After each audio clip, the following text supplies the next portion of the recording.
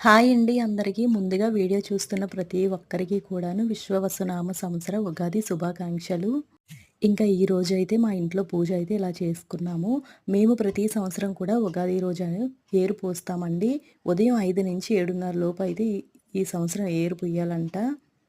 ఇత్తడి పళ్ళెంలో కొంచెం బియ్యం అయితే తీసుకొని ఇంకా అందులో పసుపు కొమ్ముతో అలాగే శతమానంతో ఏరు పోసిన తర్వాత ఆ బియ్యాన్ని ప్రసాదం చేసి మళ్ళీ దేవుడి మూలైతే పెట్టాలి.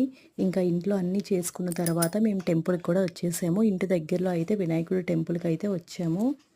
టెంపుల్ అయితే అసలు ఖాళీ లేదు. ఇంకా మనకి ఉగాదితోటే కొత్త సంవత్సరం అనేది స్టార్ట్ అవుతుంది కదా!